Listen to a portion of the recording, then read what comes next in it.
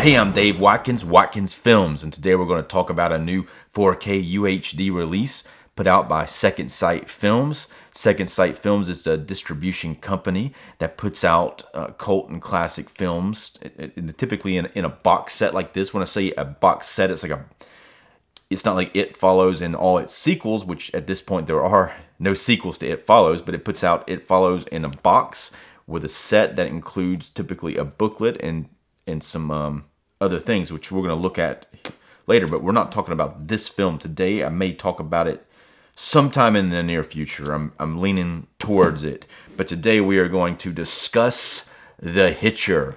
Now, this is a 1986 thriller that leans heavily in some places towards horror, but it stars Rutger Hauer and C. Thomas Howell. Also has Jennifer Jason Leigh in it and Jeffrey DeMunn. Now, the first time I saw this film, it was on regular television, I remember, and it had commercials in it and all that. And really, I thought that probably some things had been edited out, like as far as the graphic violence I was assuming might be in the film. Now, it doesn't have a lot of graphic violence in the film, but what happens on the screen, especially in one of the later scenes, is very disturbing. And upon a rewatch, I was glad that the graphic violence wasn't there, which I was kind of expecting it to be, but it wasn't. The film is about a young man who picks up a hitchhiker, and the hitchhiker turns out to be a psychopath, and that's kind of the baseline of it. Now, we're going to talk a little bit about how these things work. Now, this is 1986, and it was more common for people to pick up hitchhikers, but there's also... This is 1986, so some of the technology you're seeing here, people don't have cell phones. The radio, it looks really old school. Now, I remember the radios that looked like this. My parents had one and in their car, and I remember it. It was very, very bizarre. And there's also an ashtray in the car, which now, you don't typically have an ashtray or even smoking in the car. There's a lot of smoking, people smoking cigarettes throughout the film. So how it makes sense for him to pick up the hitchhiker, even in normal day times, it starts out with him driving down the road. He's in Texas, and it's nighttime, and it's just a long stretch of road that goes on and on forever. And he is tired. He's struggling to stay awake, and he actually falls asleep at the wheel, and he wakes back up and almost dies. And then shortly after that, he pulls up the road, and then he sees someone hitchhiking on the side of the road. So he lets him in the car. It's Rutger Hauer's character. C. Thomas Howell plays the younger guy driving the car. And then right away, it's a very awkward exchange. He doesn't even try to be that polite. He hardly says anything at first. And then he eventually tells him, they pass a car, and then the car...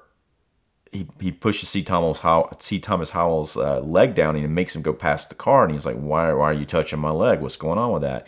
And then he tells him shortly thereafter that he killed the people in the car, and he chopped off their heads and their legs and all this, and he's going to do the same thing to him. So it's a fairly intense situation for him. They pull up, and there's some people doing some road work, and he takes out a switchblade and he puts it down, by his private parts. And he makes him not tell the guys what was going on. Eventually, shortly after that, he's able to push Rutger Hauer's Hitcher character out of the door of the car, and he drives away. But then you think he at that point he got away, so everything's over. But then later on, the Hitcher comes by. He's got another family. He's in the car with his family, and then he tries to stop him from killing the family, and then he ends up almost having a wreck. And then later on, he's able to find the family's car, and they've all been brutally slain. Now, this is a situation, too, where he looks in the car, but you don't see all the carnage and all the death. You just see a little bit of blood dripping out of the bottom of the car. And so this type of interactions keep going on. In the Hitcher, Rutger Hauer's character, the Hitcher, continues to kind of play a kind of cat and mouse game with him in a very bizarre way. Like, he'll catch up with him sometimes, and he'll sit down, and and he gives him an opportunity to perhaps kill him or do something to that nature. But he seems to be really, he's fixated on really just messing with this guy, and it escalates very, very I don't know if interesting is the word here, but it escalates into a very bizarre amount of police chases, and a lot of police get killed in it. And it gets kind of to the point that the stuff happening with the police is a little over the top, but it's also like somewhat enjoyable. Often they seem like something out of the Blues Brothers with what's going on with the police chases and things of that nature. At one point, Rutger Hauer's character like shoots a helicopter out of the sky and it crashes. Now the film, there was a sequel that came out in 2003. I've never seen it. I've read a little bit about it, and it doesn't appeal to me. It seems like there's another he picks up another hitchhiker, and it turns out to be a similar situation, but they're unrelated. So I don't know. I don't really want to watch the second one. I think it might kind of tarnish this one. There's also a remake that has Sean Bean in it playing Hitcher. I did watch that. I thought it's been a while since I saw it, but I remember it was fairly entertaining. It wasn't as good as this one. Now this one is cool too because of the stunts in it. You know, at this point there was no CGI. There's a lot of explosions. There's a lot of stunts. There's some violence in it. Also, at one point during the film, C. Thomas Howell's character, he goes to this restaurant where Jennifer Jason Leigh's character is working there, and she kind of helps him, and they kind of form a friendship. And later on, she ends up saving him from the cops. So the cops, like they think that he did it, and so they're going to kill him. You know, trying to make it look like it was like an accident, or he was going to try to get the gun from them. And then she saves him from the cops, and so she becomes involved with it later on, which is a pretty cool part for her. Now Jennifer Jason Leigh here and C. Thomas Howell, they're both very young. Jennifer Jason Leigh is probably one of her earlier roles. She's very good in it. Very first time you see her, she seems like she has a very strong Southern accent, and later on it's a little bit less so. Maybe they're like, it's a little thick. We might want to cut back on it a little bit, but she is very, very cute in the movie, and I really like her as an actress anyway. Well, watching the film this time, I didn't think it the first time, but it does remind me a lot of Steven Spielberg's film Duel, which is about a maniac in a truck after a road rage incident.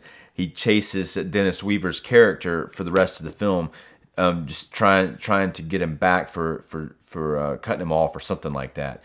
And so it's almost like the creators of this film came in and like, I got an idea. Let's do Duel, instead of not seeing the guy, let's like right away from the very beginning of the film, see what the guy looks like, and then he'll pursue the main character for the rest of the film, which he does. So let's take a look now at this amazing packaging. Now this is something else. This is badass. It might be a little much for one film, perhaps. So the biggest question is, why is it thicker than some of the other ones? And the answer to that is there's an extra item in here that's not normally in these sets, and that is the screenplay. This actually is a printed screenplay of the film. Now that's badass. That's just awesome right there. Also included, here's the thing is thick, as you can see. So I'm going to show you these postcards in just a minute. The white? I'm going to show you the postcards in just a minute. Here's the disc. So there's a 4K disc and a Blu-ray. Now surprisingly, I was expecting the Blu-ray to be region B, but I put it in my region A 4K player and it played. So I was able to play both the Blu-ray and the 4K, surprisingly. And it comes with this very thick book that has a lot of information about the film and a lot of pictures, and it's a hardbound book. I read a little bit of it earlier. It's fairly informative about some of the stuff that goes on in the movie. Here's the cards. These are artist rendering cards. Now this spoiler is the last shot of the film. There's C. Thomas Howell's characters, Rutger Hauer, some handcuffs. There's Rutger Hauer with a large gun. There's Jennifer Jason Leigh's character, Nash, I believe, for some reason that's her name, Nash. And then C. Thomas Howell again. Okay, now here's the thing, the kicker of this film. Whether or not, there's all this is just kind of icing on the cake. The biggest draw to this film is the transfer, the 4K transfer, and it's not just a transfer; it's a restoration of the film. And you can now. I recently tried to watch this film on had it on HBO Max on demand, and I tried to watch it, and it was like a really bad SD version of it, and it looked awful. And I was like, I'm not watching this now. I'm going to wait until a better version of this comes out. And so that's kind of I waited for this, and I did see that they were painstakingly making a restoration of the whole film, and it looks amazing.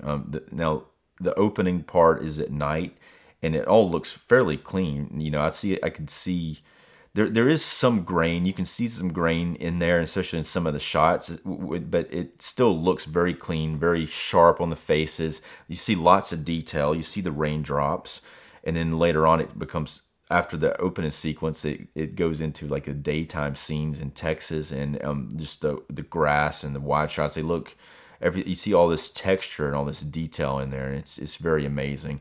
There are a few interior shots, especially earlier on, and when it's still daylight, but they go inside of a garage and it's low lit, and there's a lot of grain in that. It's a brief scene, but it's a pretty cool scene. And then he goes outside and there's a bunch of dust, and it all looks friggin' terrific. And the audio sounds great.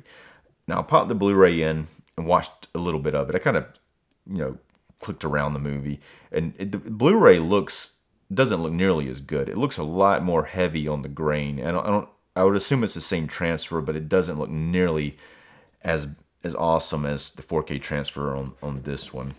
And just the skin tones, everything looks authentic, and it looks better than I've ever seen the film, because I didn't see it in the theater when it first came out, but it looks damn good. Before I get into the end of this and rate the film and the packaging, I want to talk a little bit about, and this is a little bit of a spoiler. There's some spoilers in this, so if you haven't seen the film, I would click past this part. But so what happens, I think throughout the film, now this isn't a confirmation, but it is kind of odd the way that everything goes down. He's in the car, he falls asleep, he almost wrecks, and then after that, he picks up this hitchhiker who tries to kill him and then pursues him. And then there's just certain parts of the film where it's almost like one of two things here. This character of Rutger Hauer's character almost seems to have supernatural abilities in some ways, because he turns up and he's able to do these, he's able to kill people. Like, for instance, he kills this car full of people in a short period of time. And then also, how's he keep getting picked back up by other people? So to me, it's like there has to be some kind of supernatural influence with this character. Now that's one option, one possibility. Another possibility is when C. Thomas Howell's character is driving and he falls asleep, that he actually dies, and now he's being pursued in an afterlife sort of situation by this demon or angel of death, or perhaps maybe trying to bring him to hell or something to that nature. And he's going through these different tests and whether or not he could pass them. So those are just some thoughts on the film. I think it is definitely left open to interpretation, and it doesn't ever have any evidence going in any very direct way. But there's just certain things that this Rutger Hauer's character is able to do, and especially with the police and things of that nature, it just seemed superhuman. All right, so let's get into the rating of this. Now, the packaging here, I don't know if you could do much better than this packaging. This is brilliant. I think the only thing I could say is maybe it's too much. Maybe if you didn't have the shelf space, but I don't see any other option but giving this a 5. This is badass. I'm gonna give the movie a 4. I'm going to give the restoration a 5. I do like the movie. I think 4 is the appropriate number for it. Now, Rutger Hauer's performance in this is really the big performance. Now, there's, I guess, a couple of things I didn't say about the performances. Rutger Hauer is so scary in this film. He is a madman. He's a psychopath, and and he really just tears it up. C. Thomas Howell, and he does have some moments in here where he's very whiny, like he almost seems like a Mark Hamill in Empire Strikes Back when Darth Vader reveals to him that, spoiler, he's his father, and he's like, no. There's some of that going on with C. Thomas Howell's performance, but he does toughen up as the film goes on, and it's a good performance. I think that even though there are some parts, I mean, and you're in this situation, you're not expecting to be in this situation to begin with, and you're just like, why is this happening to me? And it's pretty relentless. And then he's able to eventually toughen up and get through what's now. And back to the graphic violence, just when people get killed, it's like you don't see a lot of violence, but it just is, except for, cops get blown up and stuff like that, but it doesn't go to extremes with as far as showing details of it. You can see people get shot, but it's not like they try to gross you out or anything to that nature. Anyway, if you've seen this film, let me know what you think about it. I'm Dave Watkins, Watkins Films. If you haven't done so already, if you'd like this video, and subscribe.